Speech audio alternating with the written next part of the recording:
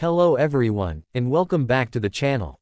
In today's deep dive we examine a striking development in West Africa, the activation of a massive security measure in Burkina Faso tied to rumors of a Plan B, and then we zoom out to see how this fits into larger trends in Africa and the United States today.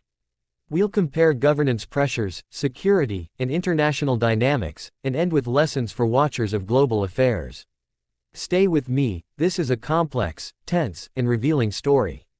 Let's begin. Introduction. In recent days, reports have emerged that Burkina Faso's military leader, Captain Ibrahim Traoré, has intensified security measures under a code dubbed Code Amber, reportedly tied to a $48 million security mobilization. The trigger: speculation about a Plan B, a possible alternative or contingency to his current regime.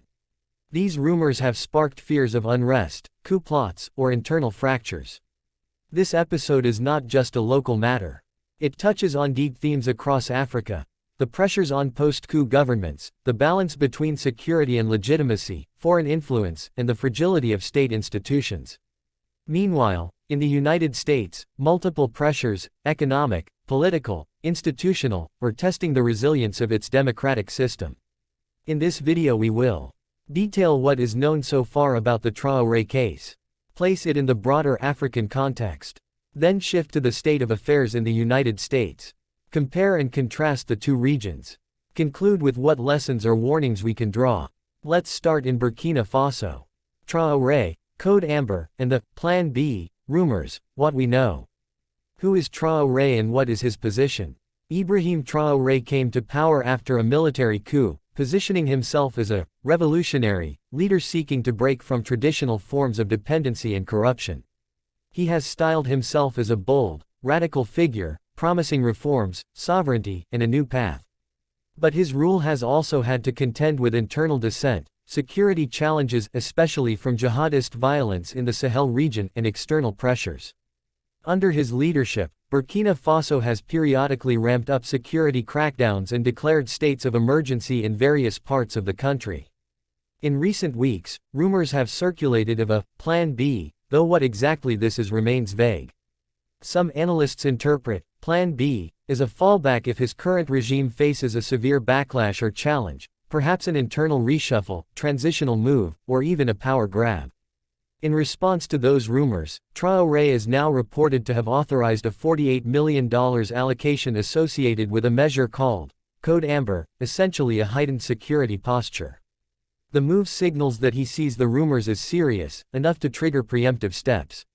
What Code Amber likely means. Though official details are scarce, a Code Amber designation suggests a state of alert, mobilizing security forces, restricting movements, possibly imposing curfews or heightened surveillance. In some reporting, it is described as a security shield worth $48 million. This sum is significant in a country with constrained budgets. That it is being invoked for security rather than development or welfare tells us that Traoré is preparing for confrontation. Observers believe that Code Amber could be used to preempt protests or unrest, deter factions within the military or security organs from acting rashly, signal resolve to both internal dissenters and foreign observers, possibly create an environment of fear or deterrence to forestall challenges. The optics are also important. By publicizing the cost and name of the measure, Traoré may aim to project that he is serious, in control, and willing to spend resources to maintain order. The Plan B rumors. Rumors abound about what Plan B actually is. Some speculative interpretations include a political reset or relocation of institutions, a delay or suspension of parts of the Constitution, a power sharing or transitional arrangement disguised as reform, a purge of disloyal officers or insiders, a fallback regime in case of external pressure or insurrection. None of these are confirmed. What is clear is that the regime takes them seriously. The fact that rumors alone have triggered a $48 million escalation suggests deep instability or at least the fear of destabilization. Reactions and risks. Activating Code Amber may deter immediate dissent, but it also carries risks. Heavy security postures can fuel resentment. They can erode legitimacy, particularly if citizens feel squeezed by controls or brutality. They may prompt pushback in quieter forms, local resistance, underground organizing, or defections. On the international stage, critics may view Traoré's move as a slide toward authoritarianism or militarization, weakening Burkina Faso's standing. Aid partners and regional institutions could respond with cautions or sanctions. Moreover, if the rumors of Plan B reflect real internal fractures, say between rival generals or factions, the security posture might not contain escalation but could inflame it. In sum, the Traoré episode is a potent mix of rumor, fear, and force. Let us now situate this in the larger African context. Broader trends in Africa. To make sense of what's happening in Burkina Faso, we should look at how this mirrors or diverges from patterns across Africa today: military coups, fragile transitions, security, foreign influence, economic pressure. Rise of military governments and instability. Several African countries have seen military takeovers or strongman rule in recent years. The Sahel region is one of the epicenters of this trend, driven by weak governance, jihadi violence, and disillusionment with traditional elites. The challenge for any new regime is to maintain security without losing legitimacy. Traoré's posture is symptomatic of this: a regime that leans on military force but must also cultivate support or at least compliance from the population. The balancing act is delicate: too much repression and you provoke resistance, too much tolerance and you risk creeping insubordination. Economic pressures and legitimacy. African states today face heavy economic constraints: debt burdens, fluctuating commodity prices, inflation, weak industrialization, external shocks. Many governments rely on foreign aid, loans, or resource extraction. When elites divert resources to security, especially in visible ways like a $48 million code, public patience can wear thin. Moreover, as Africa becomes more integrated into global supply chains, shifts in global demand or trade policy, especially by powerful partners like the United States, can reverberate back. Changes in U.S. trade policy, for instance, may hurt export earnings for certain African economies, reducing fiscal space for public welfare and fueling discontent.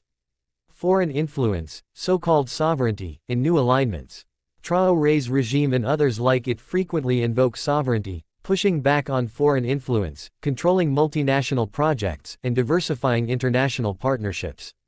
Some have turned toward non-Western partners, China, Russia, Gulf states, to find alternatives to traditional Western aid dependencies. But this is fraught. Sovereignty is contested. Foreign powers often have leverage via aid, security cooperation, investment, or debt. Regimes must navigate carefully. If a leader overplays the sovereignty card and alienates indispensable partners, it may trigger isolation or sanction. In the case of Burkina Faso, external actors will be watching how Traoré manages this crisis with legitimacy, human rights, and order. Regional mediation and agreements. While instability looms in some states, others are trying collective frameworks. For example, in 2025 the Democratic Republic of Congo and Rwanda signed a peace agreement in Washington to withdraw troops and reduce cross-border conflict. But regional mediation is constrained when actors lack trust or leverage. In fragile states, peace accords may remain on paper unless security guarantees are enforced. Effects of U.S. and Western policy on Africa. U.S. policy shifts influence Africa in two main ways: direct bilateral ties and trade, and through global norms on governance, conditionality, and security. Recently, the U.S. administration has imposed sweeping, reciprocal tariffs on goods from many countries. In dealing with African states, these tariffs may disrupt export markets and force Africa to reassess reliance on the U.S. market. Some African governments are responding by seeking to diversify their trade partners or pushing for deeper regional economic integration. Thus, the Traoré case is not isolated. It is part of a dynamic where security, legitimacy, external pressure, and internal fragility converge. But now let us turn to the United States and examine how some of these pressures manifest in a very different system. The United States, fault lines and pressures. While the U.S. is materially stronger and institutionally more robust, it too faces serious stress points: economic fragility, political polarization, institutional decay, external challenges. Let's look at some key current affairs. Economic headwinds. The U.S. is under pressure from large deficits and public debt. The International Monetary Fund has warned that the U.S. must address its yawning fiscal imbalances. High government debt crowds out private investment and raises interest burdens. The US dollar's reserve status provides some buffer, but investor confidence may wane if deficits spiral unchecked. Also relevant is inflation. Even as headline inflation cools somewhat, many Americans continue to feel high prices. A new poll found 75% of Americans report rising cost pressures despite official claims that inflation is under control. Slower wage growth, persistent inequality, and supply chain pressures all add to the discontent. Economic discontent can translate into political volatility, political divisions, and institutional strain. The U.S. is in its second Trump term. The partisan divide is deep, public trust in institutions is low, and multiple crises converge: immigration, cultural conflicts, free press, rule of law. Already there is a federal government shutdown ongoing in 2025, affecting services, federal workers, and economic data reporting. Further, the administration has revoked visas from foreign nationals who criticized conservative figures, a move that many civil liberties advocates see as a chilling of free speech rights. On the external front, Trump has authorized covert CIA operations in Venezuela, signaling willingness to intervene abroad in a more muscular way. The foreign policy assumptions of the U.S. are also being tested. Scholars argue that many long-standing pillars, U.S. leadership of multilateral institutions, stable commitments to alliances, may no longer hold uncritically. Trade, tariffs, and global reaction. One of the boldest moves of the Trump term has been sweeping tariffs. The 2025 Liberation Day executive order instituted universal and country-specific reciprocal tariffs to address trade deficits. These measures, designed to force other countries to open their markets or negotiate, have drawn backlash, especially from U.S. trading partners.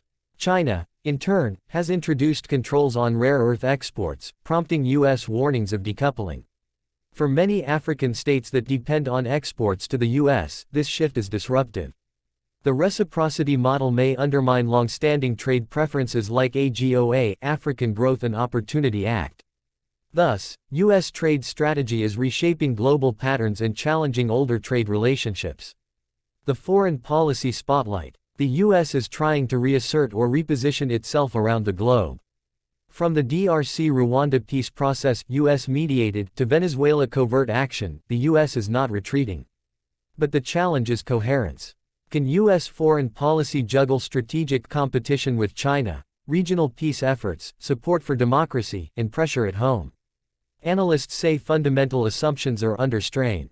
Comparative reflections. Africa versus United States. Now that we have sketches of Traoré's Burkina Faso and of the U.S. environment, let's compare key axes: legitimacy and coercion, external leverage, institutional robustness, risk of crisis, and global standing.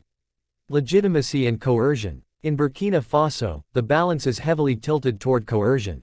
Traoré's regime uses security to contain dissent, especially when rumors of alternative plans emerge.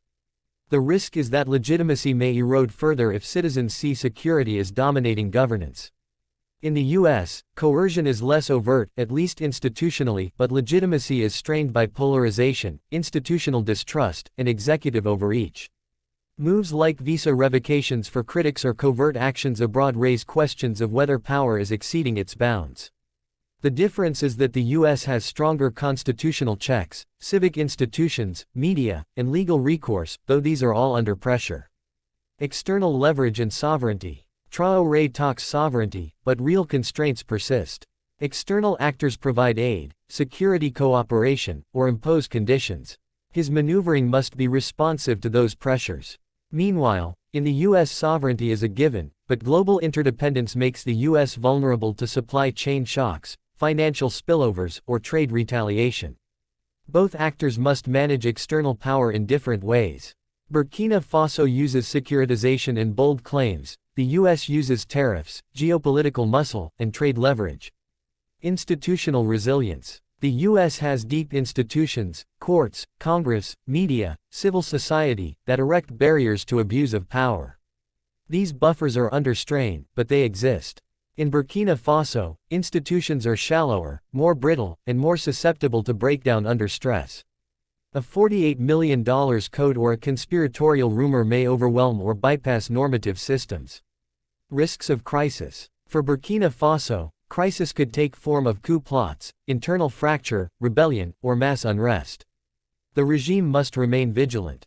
In the US, crisis could show up as governance gridlock, constitutional confrontation, legitimacy collapse, or even sectional political breakdown. But the tipping points are different. In Burkina Faso, a security mobilization can itself be the spark of crisis if mismanaged. In the US, crisis is more likely to grow slowly as fault lines deepen. Global standing and influence. Burkina Faso is a small actor, its global footprint is limited. But its symbolism matters. How Africa's Sahel regimes evolve is watched by neighbors, by regional bodies, and by external powers. Conversely, the US remains a global pivot. Its domestic health translates to global influence. If the US stumbles, the system of global alliances, trade, norms, and security architecture could suffer. Interestingly, the pressure of the US on global trade or security directly influences African states. So the US is not just a benchmark, it is an active pressure point. What to watch next and risks. Before we conclude, here are what I consider to be the key flashpoints and risks to monitor in the coming months. Whether more solid evidence of Plan B emerges, resignations, leaks, internal dissent, statements by generals. Whether Code Amber expands, curfews, communication blackouts, detentions. Reactions from civil society, opposition, and grassroots protest. International reactions, aid partners, regional bodies, ECOWAS, African Union, Western governments. For the US, how long the shutdown persists, whether major court challenges succeed, whether economic pressures amplify. How US trade and foreign policy evolve, whether tariffs are sustained, whether US foreign intervention intensifies. Whether African states band together more formally to resist external pressure or negotiate as blocs. Strong conclusion. In the tale of Traoré's Code Amber and the looming specter of a Plan B, we see a regime under stress confronting both internal suspicion and external constraints. It opts for force, symbolism, and deterrence, even as legitimacy frays. This is not a unique story in Africa, but it is a stark one, a window into how fragile authority can be when rumor alone triggers militarized response. Meanwhile, across the Atlantic, the United States, despite its power, institutions, and wealth, is wrestling with its own fractures. Economic pressures, political polarization, contested legitimacy, and assertive foreign policy choices test the resilience of its system. Comparing both highlights that while power may differ in scale, the pressures of governance under stress, between force and consent, sovereignty and dependence, stability and crisis, are shared. In Burkina Faso, a security escalator is the regime's choice to forestall challenge. In the US, the default is institutional, but the pressures tug toward more aggressive modes of control. What does this tell us as observers? First, legitimacy is always vulnerable. No regime, strong or fragile, can rest on inertia alone. Second, security is a double-edged sword. It secures today, but may sow the seeds of tomorrow's resistance. Third, external pressure, via trade, aid, diplomacy, matters deeply, even for regimes that proclaim sovereignty. And finally, even established democracies must be vigilant. Institutional strength is never forever guaranteed. As watchers of world affairs, we should keep our eyes on those fault lines, in Burkina Faso and beyond, and within the US. Too often crises emerge not from obvious shocks, but from accumulating stress, rumor, and miscalculation. Thank you for joining this deep dive. If you found this helpful, please like, comment your thoughts, and subscribe for more analysis of global affairs. I'd especially like to hear your view. Do you believe Traoré's Plan B rumors hold real weight, or is this a regime bluff? And do you see parallels in your own country or region? Let me know. Until next time, stay informed, stay critical, and stay engaged.